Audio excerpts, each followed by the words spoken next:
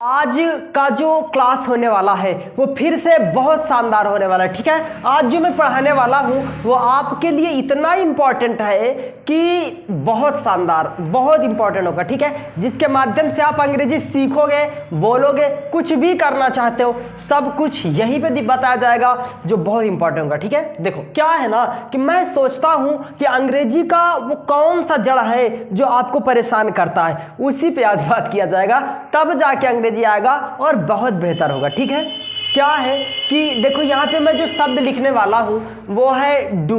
जैसे यहाँ पे हमने लिख दिया डू और एक शब्द लिखा मैंने डू डज और ये लिख गया डिड। ठीक है, डू डज डिड क्या होता है ये सेंटेंस, कैसे या इसको सेंटेंस में यूज करोगे वो चीज़ समझना। तो सबसे पहला काम इसको क्या है, इसको समझने के लिए ना, इसको समझने के इसका स्ट्रक्चर बनाना बहुत जरूरी। ठीक है, देखो यहाँ पे हमने लिख दिया इसका स्ट्रक्चर क्या होता है, जैसे subject do does plus V1 plus other word. ठीक है, ऐसे इसका स्ट्रक्चर हो गया। ठीक है, इसके बाद क्या है कि इसके बाद इसका एक स्ट्रक्चर और मैं लिखता हूँ जिसको कहते हैं subject do does plus nothing but. ठीक है, nothing but plus V1 plus other word. इस हिसाब जब इसको लिखोगे तो बहुत बेहतर होगा। इसके हिसाब से ना लोग अंग्रेजी सीखते हैं, आप भी सीखोगे। ठीक है, जैसे कि यहाँ पे जो डू लिखा है, ये जो डज लिखा है, कैसे इसका यूज होगा वो चीज़ समझना है। इसका जो यूज होगा वो देखो यहाँ पे सिंगुलर नंबर के साथ डज का प्रयोग किया जाएगा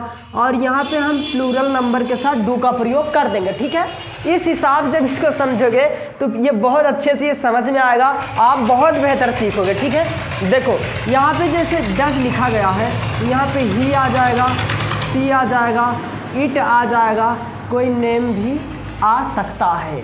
यहाँ पे जो लिखा है आई के साथ, यू के साथ, वी के साथ और दे के साथ लिख देंगे। इसके हिसाब से जब सीखोगे तो बहुत अच्छा आएगा। इसी के हिसाब से तो अंग्रेजी आता है, इसी के माध्यम से तो अंग्रेजी सीखेंगे। देखो कैसे होगा, ये जो स्ट्रक्चर है वो इम्फैटिक सेंटेंस का स्ट्रक्चर है। कैसा इम्फैटिक वो समझना है। देखो यहाँ पे हमने लिख दिया, यहाँ पे ये लिख गया इम्फैटिक। ठीक है, तो इस हिसाब से क्या करना है, इसको समझना है। इम्फैटिक सेंटेंस का ये जो स्ट्रक्चर है इसका हिंदी कैसे आएगा, जब हिंदी समझोगे तभी तो बना पाओगे। समझ पा रहे हो, ऐसे तो आ जाएगा I do go, I do come, आ तो जाएगा, लेकिन हिंदी कैसे, जैसे हिंदी का अंग्रेजी बनाना होगा तो कैसे आएगा वो चीज़ समझना है। तो यहाँ पे लिखना पड़ेगा तो है शब्द, तो है या तो हूँ। ठीक है, तो हूँ शब्द ऐसे किस हिसाब से आएगा, इसके सेंस में आएगा। इसके सेंस में कैसे, जैसे कि मैं बोलता तो हूँ, मैं बोलता तो हूँ, ऐसे मैं बोलता तो हूँ, तो मैं की अंग्रेजी क्या है, आई है, तो यहाँ पे आई लिखना होगा। ठीक है, और डू डज लिखना पड़ेगा। डू डज का प्रयोग कैसे किया जाएगा वो चीज़ समझना। जैसे कि आई के साथ जो लिखा जाएगा ना वो डू का प्रयोग किया जाएगा। कैसा डू, जैसे कि यहाँ पे देखो ये एरो लिखा, एरो बना हुआ है, प्लूरल नंबर है ना, तो for I you we they do is used and if you talk about the he she it और any name then we should use the does. Do no does, so it means everything we should keep in our mind, next we have to use. इसको इस हिसाब जब use करोगे तो बहुत बेहतर होगा। ठीक है, इसके माध्यम से क्या करो ना, इसके माध्यम से अंग्रेजी ये स्ट्रक्चर के हिसाब से लिख लो। कॉपी में एक स्ट्रक्चर का 10-10 सेंटेंस लिख लोगे तो अच्छा रहेगा। ठीक है, देखो यहाँ पे हमने लिखा डू और उसके बाद यहाँ पे V1 क्या है, बोलने का अंग्रेजी स्पीक होता है। तो आई डू स्पीक, मैं बोलता तो हूँ, है ना, आई डू स्पीक, मैं बोलता तो हूँ। समझ पा रहे, इस हिसाब से आएगा। अगर जैसे कि हम लिखें कि मैं इंग्लिश बोलता तो हूँ, तो आई डू स्पीक इंग्लिश, इस हिसाब से आ जाएगा। समझ पा रहे हो ना, जैसे कि वह बोलता तो है तो ही डज स्पीक, है ना, वह हिंदी बोलता तो है, ही डज स्पीक हिंदी, इस हिसाब से आएगा।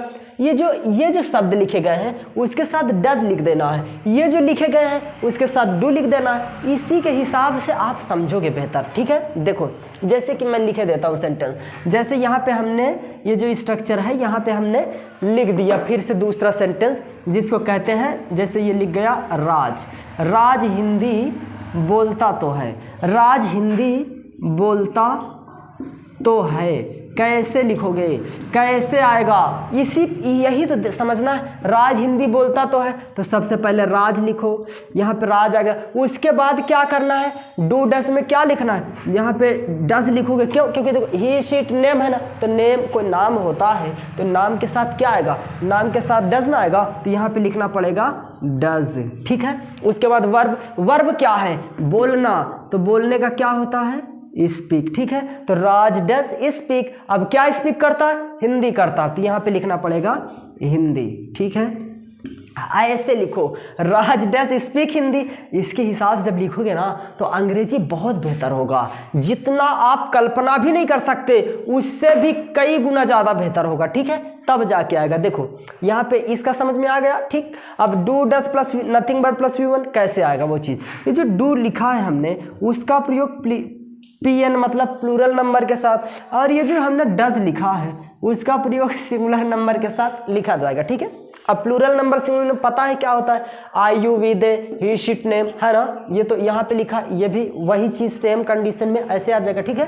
तो क्या होगा इसका हिंदी वर्ड कैसे, जब हिंदी कैसे सेंटेंस लिखोगे, कैसा हिंदी का वाक्य होगा जिसका सेंटेंस करने में ये स्ट्रक्चर काम करेगा, वो चीज़ देखना है। उसका एक छोटा सा जो शब्द लिखा जाता है उसको कहते हैं ही रहता है, ही रहता है। जैसे कि आप बोलते ही रहते हो, वह यहाँ आता ही रहता है, आप इंतज़ार करते ही रहते हो, मैं इंग्लिश बोलता ही रहता हूँ, आप इंग्लिश बोलते ही रहते हो, हम सुनते ही रहते हैं, वह गीत गाती ही रहती है, वह मुस्कुराता ही रहता है। इस हिसाब से आएगा। ठीक है। देखो यहाँ पे लिख रहा हूँ कि वह पत्र लिखता ही रहता है, वह पत्र लिखता ही रहता है, वह पत्र लिखता ही रहता है। कैसे आएगा, वह का अंग्रेजी क्या होता है, वह का अंग्रेजी ही होता है। ठीक है। अब ही के साथ हम क्या यूज करेंगे, if the subject of the sentence is he, so does is used, do know, so it means we have to keep this word, we have to keep this word in our mind. हमको क्या करना, इस शब्द को क्या दिमाग में अच्छे से समझना है। सिंगुलर नंबर प्लूरल नंबर जब समझ जाओगे ना, इसी में तो झमेला होता है, इसी में ये वर्ड ऐसे समझ में नहीं आते कि कहाँ पे क्या लगाए, कैसे डू के स्थान इंस्टेड ऑफ डू कुछ भी लिख देते हैं ना, तो हम वो नहीं करना। यहाँ पे लिखना है जैसे ही के बाद क्या आ जाएगा, डज आ जाएगा, तो ही डज हो गया। नथिंग बट, यहाँ पे नथिंग बट कर दो, देखो नथिंग बट हो गया। ठीक है। नथिंग बट, उसके बाद V1 है, क्या होता है, लिखना, लिखने का अंग्रेजी क्या होता है, right. He does nothing but right, क्या लिखता है, आ लेटर, तो एक पत्र, है ना, मतलब वह पत्र लिखता है, तो यहाँ पे लेटर कर सकते हो। He does nothing but write a letter, वह पत्र लिखता ही रहता है, वह यहाँ आता ही रहता है। ही does nothing but come here, इस हिसाब से जब लिखोगे ना तो अंग्रेजी जो होगा बेहतर होगा। ठीक है।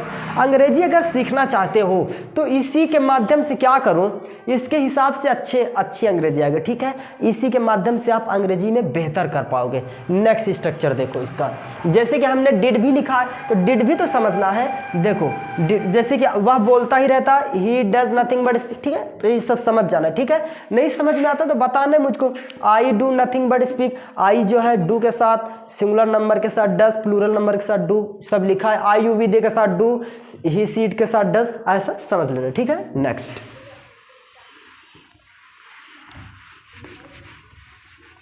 यहाँ पे हमने फिर वो फिर स्ट्रक्चर की बात करते हैं जो होता है did plus V1 plus other word. क्या होता है, ये भी जो सेंटेंस है ना, इसका जो हिंदी सेंस निकलेगा वो तो था की बात करेगा। तो था, कैसे तो था, वही तो समझना है। तो था जो शब्द है ना, जिसे तो था तो थी भी कर सकते हो, देखो, है ना, इसी के हिसाब से आएगा। जैसे कि आप बोलते तो थे, आप बोलते तो थे, जैसे वह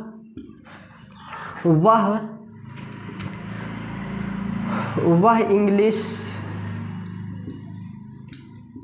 बोलती तो थी, वह इंग्लिश बोलती तो थी। ठीक है। देखो ध्यान से, वह इंग्लिश बोलती तो थी, यही तो होगा। जैसे आप बोलते तो थे, क्या होगा, सबसे पहले यहाँ पे लिखा जाएगा यू, डिड लिखा जाएगा। देखो इसमें क्या है ना, सिंगुलर प्लूरल का कुछ सिस्टम नहीं। इसमें सबके साथ आप लिख सकते हो, सबके साथ इसमें तुम डिड लगा सकते हो, इसमें कोई परेशानी की बात नहीं। डू डज वाला तो है नहीं कि डू के साथ चलो प्लूरल लगाओ, डज के साथ सिंगुलर लगाओ, ऐसी तो कोई बात है नहीं। डिड का जो प्रयोग होगा वो सबके साथ आएगा, चाहे सिंगुलर हो प्लूरल हो सबके साथ आ जाएगा, ठीक है। तो यहाँ पे यू के साथ क्या आ जाएगा, डिड, यू डिड। और बोलने का अंग्रेजी क्या होता है, स्पीक होता है, वर्ब है ना, तो वर्ब ही तो होता है स्पीक, तो यहाँ पे लिखना पड़ेगा स्पीक।